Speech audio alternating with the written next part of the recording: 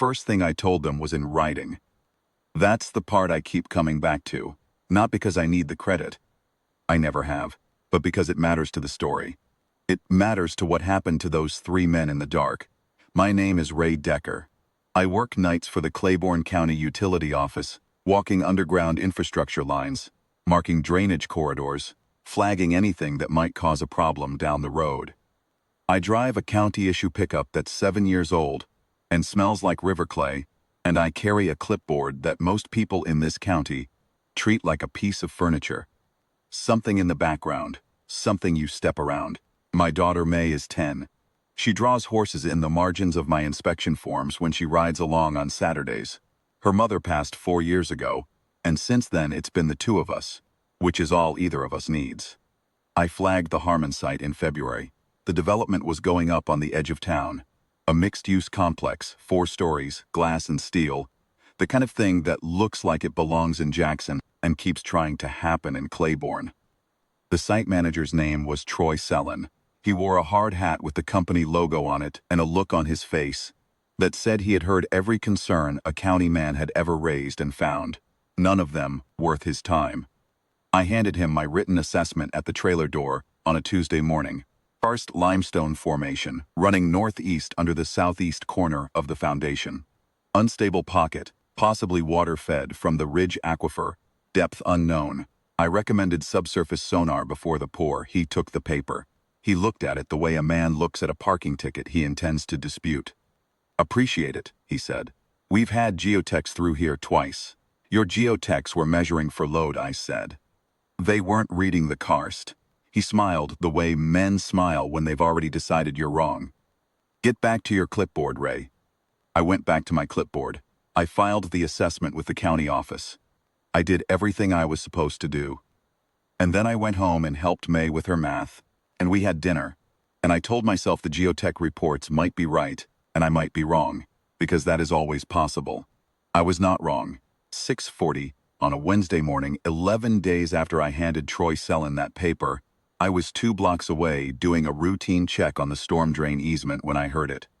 A sound like the earth clearing its throat, then a percussion of something heavy dropping, and then voices, not words, just the animal frequency of men who know something has gone badly wrong. Drove to the site. The southeast corner of the foundation had opened. A void, roughly 12 feet across at the surface, dropping into limestone-walled dark. 3 workers had gone down with it. They were alive. We could hear them calling up from somewhere below. The drop was 40 feet, and the chamber was flooded to the knee, and the walls were wet karst with no clear purchase. 2 rescue contractors were already on scene. One had sent a probe camera down and shaken his head at the monitor. The other on his radio, calling for equipment that was 2 hours away. Troy Sellon was standing at the edge of the void with his arms crossed, watching the probe camera feed on a tablet. He looked up when I walked over. "This your karst pocket?" he said. I didn't answer that. Claire Harmon arrived 20 minutes later. She was the CEO. I'd seen her name on the permits. She came across the site in a straight line, no wasted steps, and she stood at the void edge and looked down and then looked at her contractors. One of them, a man named Pete Guidry who ran confined space extraction out of Natchez, shook his head at her. "Chamber's too tight for our rig," Pete said. "Water's still rising from somewhere. We think a fracture line in the east wall. We get somebody down there with the wrong equipment and the walls shift. We lose 4 instead of 3. Claire Harmon's face did not break. She turned to Troy. "What do we have?" I stepped forward. "You have a karst drainage fracture on the east wall feeding off the ridge aquifer. There's a natural shelf about 6 feet below the current water line on the west side. The men will be standing on it or close to it. The chamber probably opens northwest at the back, which is why the sonar is reading noise. It's not random. It's a secondary void." Troy opened his mouth. Pete Guidry spoke first. "Who are you, Ray Decker?" "County Utility." Pete looked at me for a long moment. Something shifted in his expression. "Ray Decker from the Natchez Valley unit?" "I stepped down in 2019, I said, but yes. The Natchez Valley Cave Rescue Unit is not a famous organization. It operates out of a cinder block building near the river, and it trains twice a month. And it has pulled 31 people out of confined underground spaces in 22 years. which is 31 people who would otherwise not be here. I ran primary extraction for the last 9 years of my tenure. I left when May's mother got sick, because some choices are not complicated. Pete Guidry turned to Claire Harmon. "Let him go," he said. Troy Sellon started to say something. Claire Harmon held up one hand without looking at him, and he stopped. She looked at me. "What do you need?" "T-feet of half-inch Kermantle rope, a dry bag, your smallest handheld light, and whoever's talking to those 3 men down there. Keep them talking. Keep them calm. Tell them to move to the west wall, and stay high." She had it in front of me in 4 minutes. I tied off on the site's anchor bolt. It was rated, I checked, and I went over the edge. Karst smells like cold water and iron and time. I have been in 30-some voids in my life, and they all smell that way. And every time I go over an edge like that, my body knows exactly what it is doing, even when my mind is still catching up. The walls were wet and close, maybe 5 feet across at the widest, and I could feel the fracture line Pete had described.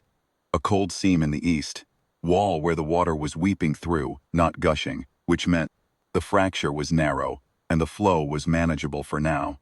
Found the shelf at 8 feet below surface water, just where I expected it.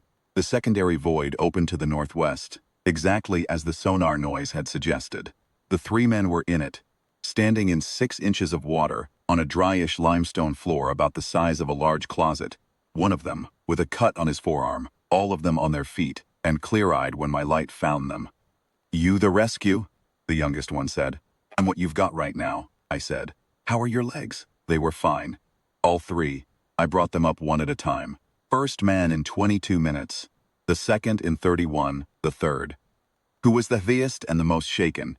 In 41 minutes from the time I went over the edge. Pete Guidry and 2 of his crew were on the rope with me for the last 2 pulls.